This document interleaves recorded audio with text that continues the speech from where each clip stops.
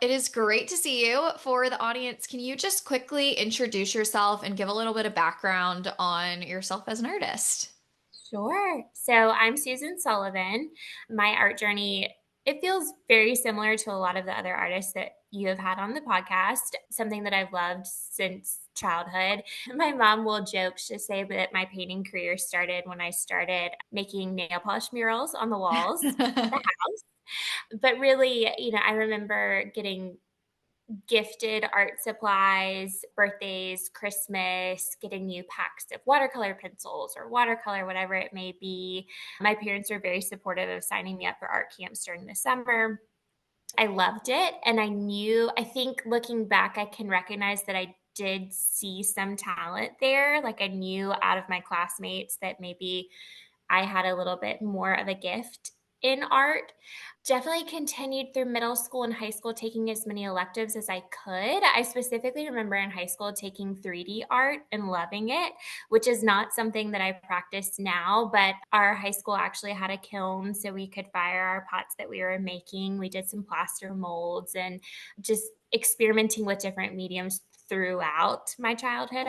But that being said, I was pretty academic in school, and so were a lot of my friends. And with that, they were all pushing towards healthcare careers when we were really looking at choosing majors and things and going off to college. And so I don't know if I was so much influenced by them or just not considering art as a full time career. I chose to major in nutrition and dietetics. So I worked as a dietitian for about 7 years after college. During college, I can remember specifically painting for my room and then painting like coolers for guys and things that was popular up in Clemson, but not really touching a paintbrush outside of that until COVID, really. So my parents had both retired right around the time of COVID and both signed up for watercolor lessons. And then as things were starting to slow down, it looked really fun. I went to Hobby Lobby and picked up all the watercolor supplies that I could. So I guess now that was about 5 years ago. After dabbling a little bit and then life picked back up, I got pregnant and had my first son. I really wasn't able to devote the time to any kind of artwork until he was about 8 or 9 months old. I remember picking back up the paintbrush at that point, doing some marscapes, but purely for home decor for our house, not with the intent of sharing it, not with the intent of selling it. When it came time for me to return to work with him, instead of going back as a full time dietitian, I decided to open up my own private practice. And with that, I was trying to create different merchandise, different ideas to have some sort of passive income. And I started watercoloring again to make t shirts. And eventually I was thinking about ball caps and things. And once that design hit the t shirt and I saw that people wanted it or people were buying it, I thought then about putting artwork on other things like stationery. So that's where it Yeah. really started, which is things have just evolved completely from there. But when I first really had the idea of selling artwork, it was more putting it on note cards or invitations and then letting a paper or somebody else try to sell it for me. From the idea of stationery into painting a little bit more, taking a few commissions over those next couple months, I was able to leave my private practice as a dietitian and start more focusing full time on artwork. Yeah, can you talk about that a little bit? What it looked like to go full time for you? And then I also want to get into how you shifted from the stationery, the watercolor to what you're doing now, which is, larger scale framed work and not framed work and canvases and all the different things you do. Yeah. So let's see. First part of the question was going full time. When my maternity leave was my first finish, I knew that I was not going to go back to the role that I had been. It was a pretty strenuous job in the sense that I was traveling a lot of daytime travel. So my hours were more like 12 hours versus a 9 hour typical workday. In deciding to leave that job, I was picking up contract positions throughout to make up some of that income. And then, like I said, starting my own private practice and seeing patients that way. And I realized too, there is so much privilege in being able to leave a job and go to something that's not necessarily as steady, which was an adjustment for our family. And I'm so grateful that My husband and I talked through it, and we were able to make that leap in transitioning. When I look back at my career as a dietitian, I was moving jobs every 2 years or so. I was never fully happy in the Mhm. setting that I was in. And I thought that by going into part time in these other contract roles, it would keep me a little bit more entertained. I'd be seeing a variety of patients, and that just wasn't the case. When I started painting again, though, that happiness, that spark was there. And so I slowly started to realize that I was pulling back on my availability as a dietitian, that I wasn't saying that I could pick up as many patients as I had previously been because I was working on painting. And there was about a 6 month time there where I tried to juggle both seeing patients and artwork. And it just came to the point where really I sat down and I was like, if I want to make artwork, I have to give it full time dedication. The Mhm. only way to make this a full time career is to put in those full time hours. So it was March of 2024, so it's only been a little bit over a year since going full time, but it was pretty much a stop. I put in my last bit of hours with my contract positions. I told the boss over there that I didn't want to be taking any more patients. And it was almost immediate that we went from dietitian to artist. At the time of going full time with artwork, I think I was seeing a lot of small commissions coming in. So there was that little bit of trickle of income, and then I was also generating a lot of small pieces, things that, looking back, I probably were not priced appropriately, but enough to give me that cushion to where we felt comfortable making the jump to full time artwork. Yeah, and I think that's something you have been so it's been so fun to work with you because I think you, since going full time, are giving it your all, but you're also very aware of, because you had this job before, like, okay, well, I want to like hit this income threshold or this goal or this while putting this much time in so it stays, fun and successful for you, but you're also very aware of, well, this is what I was doing before, so how can we make this work? And so it's been really fun working with you, but I think you also are very business minded. And so I think as your business has evolved in a little over this year, something you've done really well is focus on, okay, what's working. And so you still do commissions, but you also have really focused in on these little launches. Can you talk about how that's worked and kind of how you've expanded your offerings and how you offer them? Yeah, so going back to going from stationary watercolor into some of the acrylic and larger scale pieces that I'm doing now, it really happened. I had no intent to go back to acrylic paint. I remember growing up, I did not like working with paint because it took so long to dry, even though now thinking about it, it's so quick. I guess the patience just wasn't there, and I constantly wanted to blend and layer, and I couldn't figure out how to do that as a kid. Anyway, fast forward, my mother in law and my husband's aunt both asked me to do murals in their homes. I was like, you guys, I don't work with acrylics. I don't know how this is going to work out. They were both very confident in me and pushed me to do it. So I think I went and got maybe like 4 tubes of acrylic from Hobby Lobby again. Mhm. And I practiced on the wall in my home studio. So there was for a while just a random fish on the wall because one of them wanted a fish mural. But that really catapulted me more into the acrylic sphere and gave me the confidence in myself to pick that back up. I've always really loved a layering technique. Like I mentioned, I guess not knowing how to do it as a kid, not being able to wait for that paint to dry or not having the patience there. So that's what kind of first started. I was doing really heavily layered florals with acrylic paint.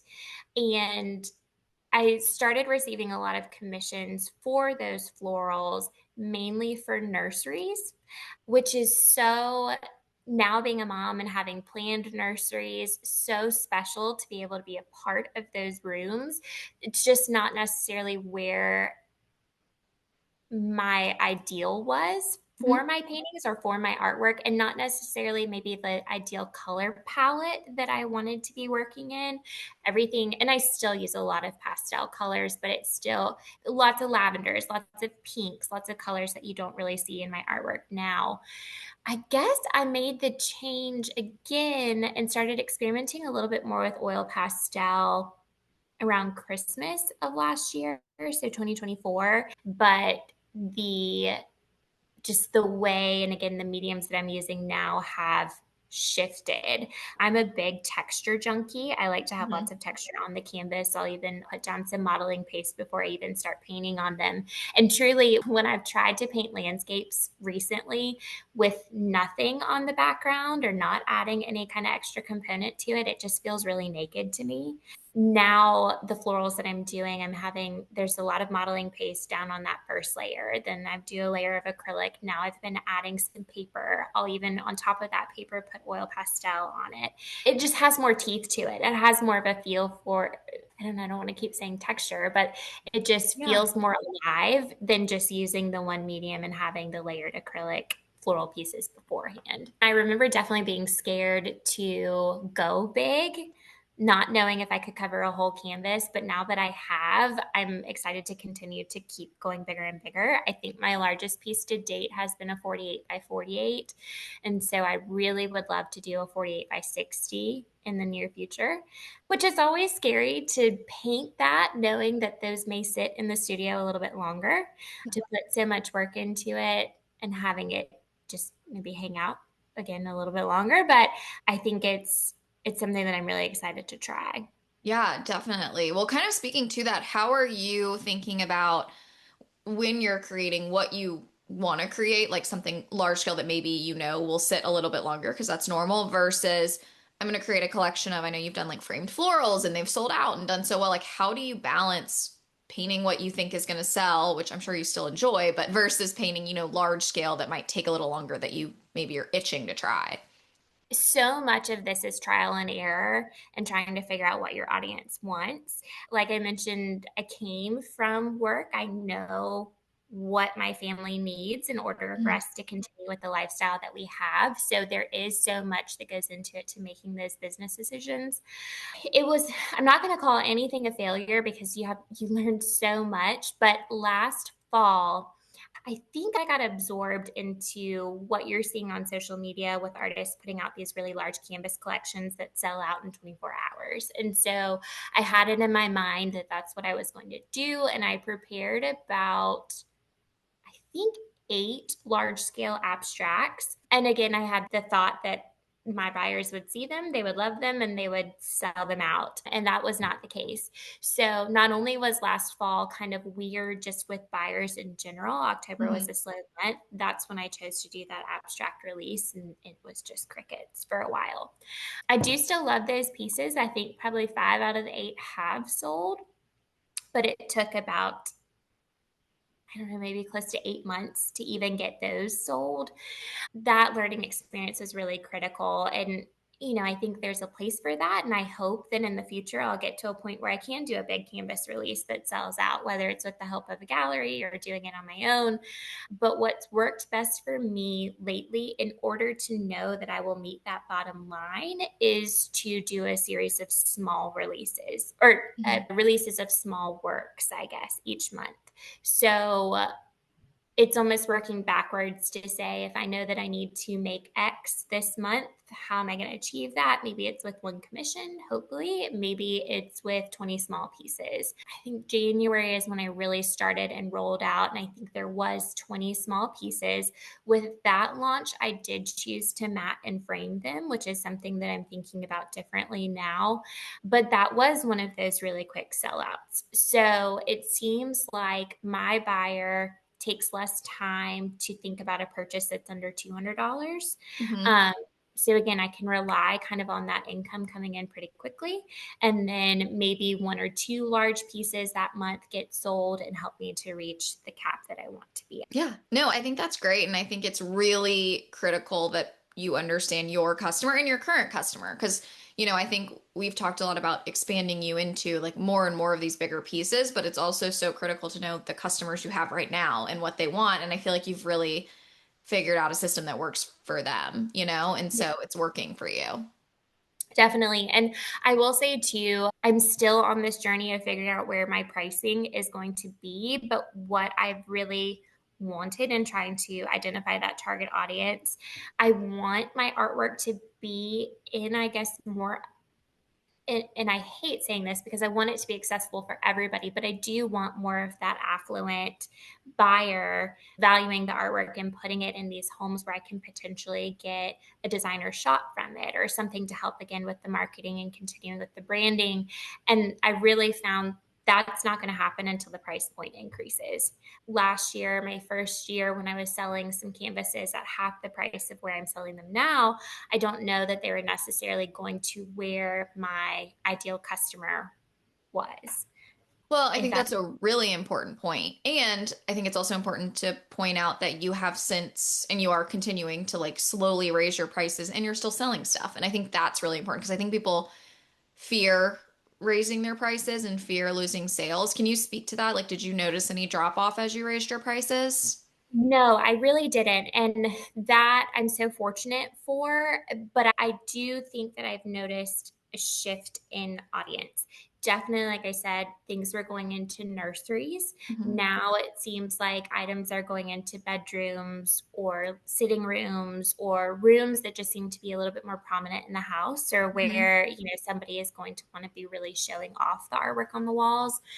And again, I hate that because nurseries are so special. I didn't notice a drop, I just noticed a shift. I do. Yeah. And I feel like my audience kind of grew as I increased pricing too, and maybe that's because I started promoting a little bit more. It's probably all working together, but I do feel like with some of these launches, I had a better understanding of marketing with it as well in starting to push them 2 weeks beforehand and continuing to update on what was selling. So it's hard to identify maybe what the cause and effect was there, or if it Mhm. was just kind of a total effort that pushed Yeah. to more sales. But no, I really found out no, the answer is no, and it was difficult to do. I still every time even though the last couple of monthly releases I've had have been quick sellouts, I still, when it's launch day, have this fear in my chest that like, okay, again, this is supposed to make up 30% of my monthly income. Am I going to reach that? So it's always still that the hesitation and the fear is there that the buyers won't come through. But I've been fortunate enough that lately they have been. Yeah. No, that's wonderful. I think something that you do really well that I'd love for you to kind of show the audience or tell the audience about is your kind of monthly cadence. Can you talk about how you, and we can get into more the nitty-gritty of launches later, but just more how do you think about a month and how do you structure your time between time in the studio, marketing, business, kind of all those different aspects? Yeah. So during the school year, my son is in school from 8 to noon. And it just so happens too that that's where I feel the most creative and the most called to start painting or creating artwork. And so that has worked really nicely is to be able to say that as soon as he goes to school for those 3 to 4 hours, I'm going to be solely working on art. When he gets home, there's usually quiet time, or if I'm lucky, a nap that comes into play. And so maybe for an hour or two, I can sit down and really think through business. Usually that's posting on social media. That kind of takes priority. It seems like I'm averaging probably close to 25 hours a week. Again, during the school year, really, I try to prioritize making sure that I am getting the artwork done. And I think that again goes back to the fact that I am doing so many small pieces a month. So if I want to have 20 done, I know that I really need to grind that out in the morning and then again leave time to promote in the afternoon. There have been times too where I have done 20 pieces and I hate them all and I scratch it and I'll do another 20 pieces, or I'll be working through a set of 20 and at 10 I've done something different and I really love number 10. And so Mhm. then I'll start back over with that same idea. But usually I choose to do those launches first at the start of the month so that I know again how much I kind of have to push for towards the end of the month. Right. So if I'm running that drop maybe the first Monday or so of the month, I usually know by the end of that week kind of where I need to be to make up the rest. Through that time, if I push and grind and I can get those 20 pieces done Then I really spend the remainder of the month painting large. And I have not done a big, large drop since last October. It's more so a one or two larger piece drop during that month. So one large piece or two large pieces. And then again, with my audience, I've been fortunate enough that I can usually June and July are different, but usually rely on at least one large canvas selling. I made the decision back in March to stop taking commissions. And that was purely because I was due with my second in May. I didn't want to be thinking about throwing a commission into the mix or potentially not being able to complete it in time, or even, Mhm. post baby be thinking about commissions versus being present during a maternity leave of sorts. I really enjoyed not taking commissions, and I'm trying to figure out how I can continue with that into the fall. The fall may not be the time to do it because with Christmas, I'm sure there will be commission requests. So maybe that's something to start looking more towards 2026 for. Mhm. I feel like my style is there now. I'm finally at this place where I really feel like I have identified it, but I'm continuously wanting to change up the medium or change up the sizes. Everything is evolving that I go so quickly between what I want to be working on at the time.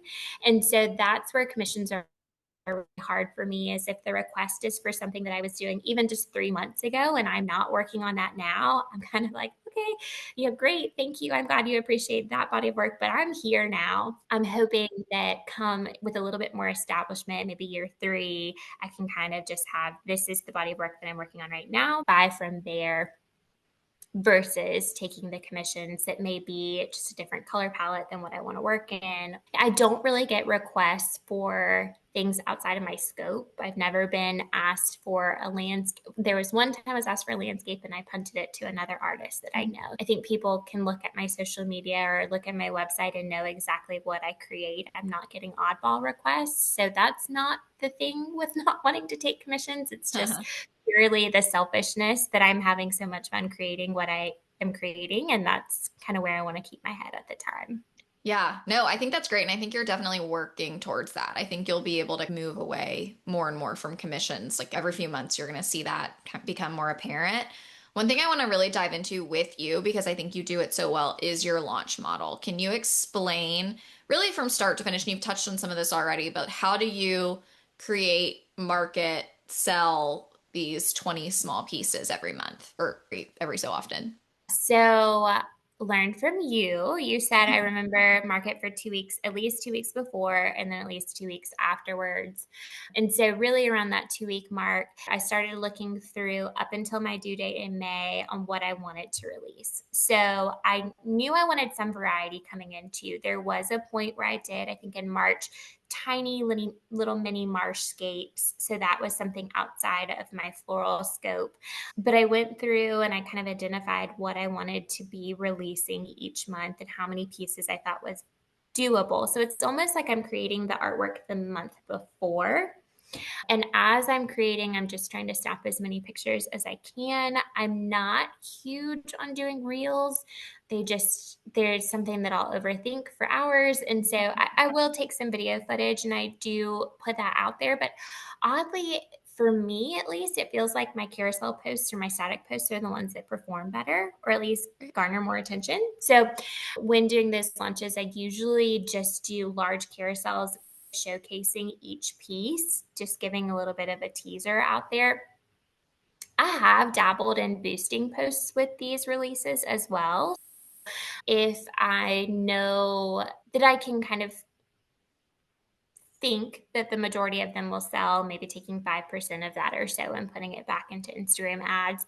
I don't think I've ever run anything more than $50, but I will do a total showcase of what's going into that launch, choose to boost that. And that has helped. I think, if not with sales from new followers, it's still, those people seem to be the ones that really do want to buy maybe the next launch, or the ones that want to sign up for my newsletter. Great. So, newsletter within those 2 weeks too, I'm putting up stories saying that they'll get exclusive access 24 hours beforehand to a drop, reminding people too, again, that, these may sell out quickly. So you want to grab them, just anything to entice them to get themselves on the newsletter. Truly, when I do have a release, the buys come from the newsletter. They don't come from the random Instagram follower that's happened to see the link. It is more so those people clicking on the email and accessing my website from that point. That is definitely important during launch times to try to gather as many emails as I can. Once pieces start selling, I really do try to market them as being sold on my Mhm. social media because I feel like that only just adds to the urgency there. And really, it's kind of become with these drops of small works, that's the only time that month that I'm releasing those. There's not really another week that I will share that I've been working on other pieces. These are now available. It's purely if that month is mini marshes, the mini marshes are coming out at the beginning of the month, and that's all you're going to see of them. So, again, I think that's helped with urgency too. Yeah, I think all of that is really helpful for people to hear. You said email is your main driver. How are you, like, how often are you sending emails? What are you actually putting in them? What does that look like for you? Because you said you were building it the through the launches, telling people about it, join my email list, but then how are you, like, what are you sending and how often are you sending them? Yeah, really, I'm sending them probably a week before a drop goes live, the day before when there's going to be early access, the day of, and then if things are still lingering, maybe like a week after, I'll send another reminder. I haven't gotten to a point where I'm really sharing anything personal with the newsletter. It is strictly just kind of a headline, a picture of what I've got, and then a link that sends you to my website. Other than that, that's probably the first one I've sent outside of a actual launch.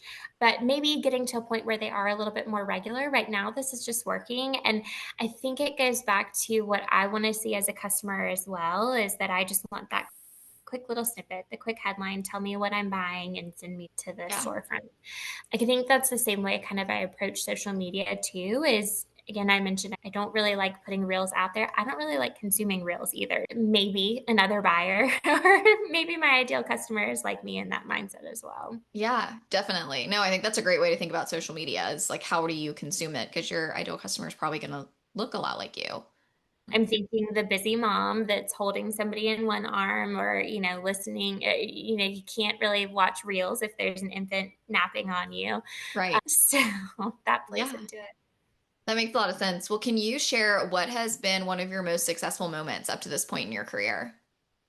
Yeah, so I was thinking about this question, and it is so hard, I think, to give yourself praise or take a step back and applaud. There are so many things I feel like that last year I was looking up to these artists that they were doing, and I'm like, oh, if I could just get there, if I could just do what they're doing. And I feel like this year I'm kind of in that spot, but haven't really, again, taken the time to think about that until knowing that you were going to probably ask this question. But like they're, artists looking with this online gallery that's out of Charleston, thinking like, oh, if I could just work with them, if I could just be there, I will have made it.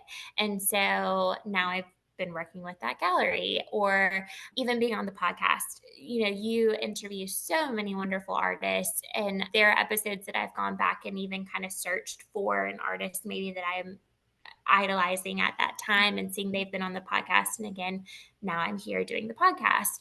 So there are so many little moments along the way. I don't know if there is one success that I can pinpoint as being the ultimate, but definitely selling in little stores around our town, being invited to do pop-ups at little stores around our town.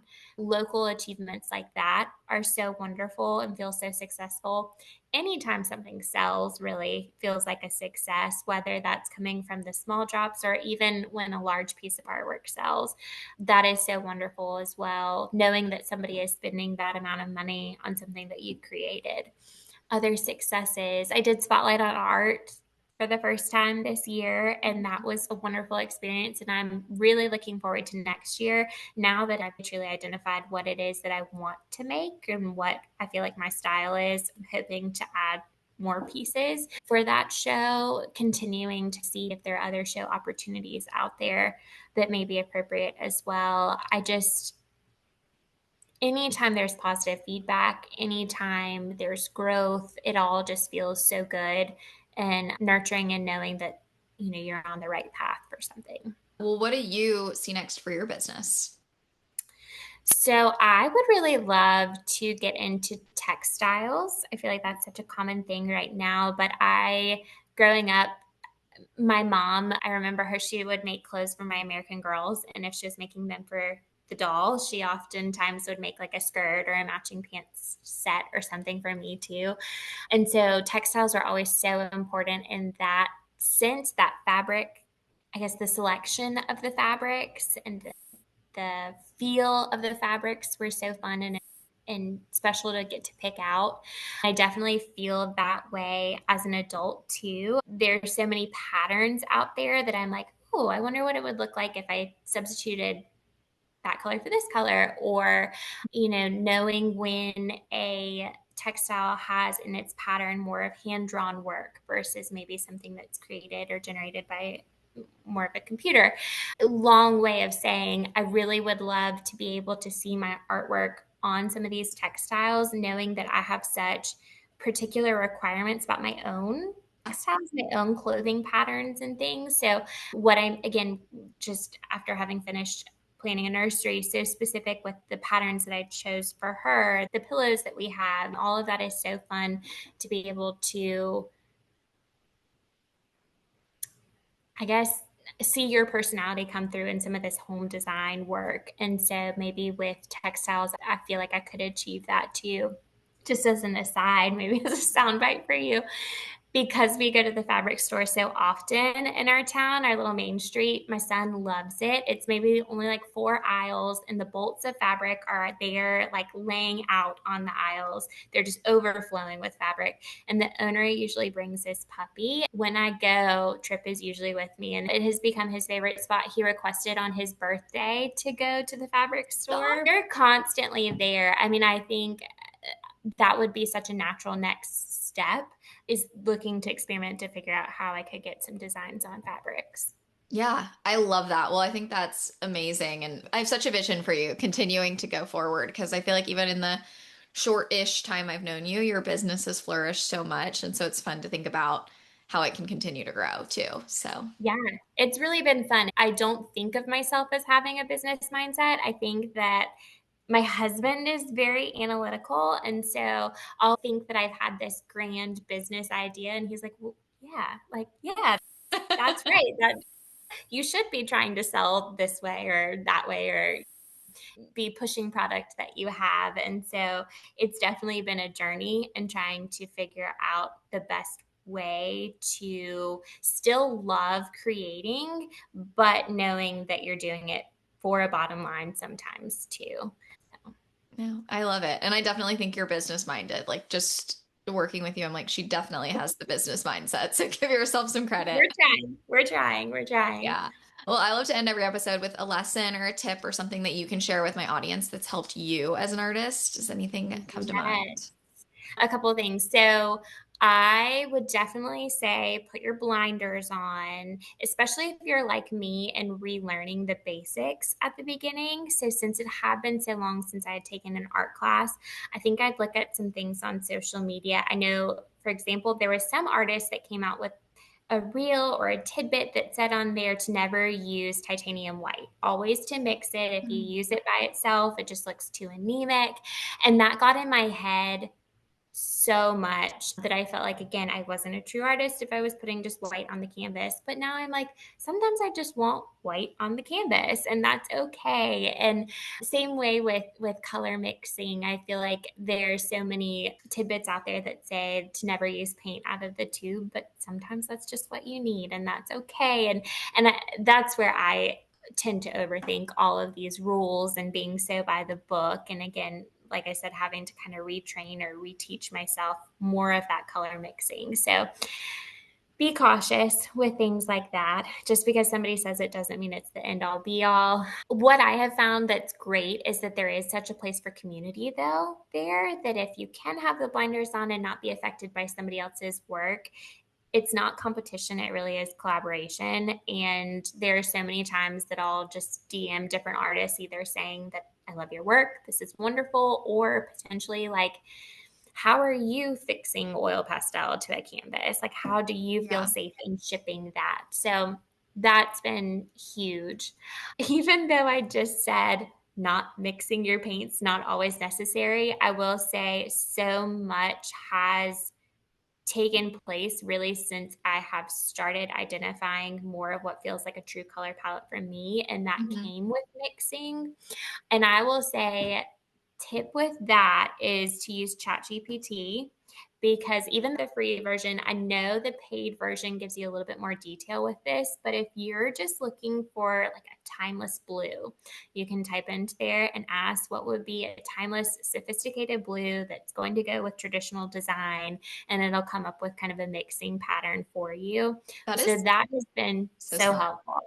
That is So not something helpful. I would think about with ChatGPT. It's so smart. No, and I can't take credit for it. My friend Emily passed it on. Shout out Emily Ward. She is a wonderful landscape artist that's local. I think that I was coming up with these colors that to me felt more like a Tiffany box blue, or just something too vibrant for where I wanted my art to be. And so by asking questions like that, saying just timeless blue, sophisticated blue, it's really changed the color palette. And I feel like the tone and the I guess the feeling I have of seeing my artwork in rooms like the dining room, rooms like the living room, where Yeah. there may be more of that sophisticated decor. Yeah. Such a good tip. You've shared so many great tips today. Can you share how the audience can learn more about you, follow you, go to your website, all of your links? Yes. So it's Susan Sullivan Art on Instagram. I'm trying to get Pinterest up and going. I say trying, it's really been months since I've even opened it up, but I would love to be there. I believe it's Susan Sullivan Art there. My website, unfortunately, it's Sus Sullivanart.com, and that I need to figure out how to get the domain name so that it all is cohesive. But primarily where you'll find me is going to be on Instagram. Yeah, I love it. Well, I'll link all of that, but thank you so much for your time. It was so good to catch up with you. Thank you. Thank you, Haley. Yeah, you're welcome.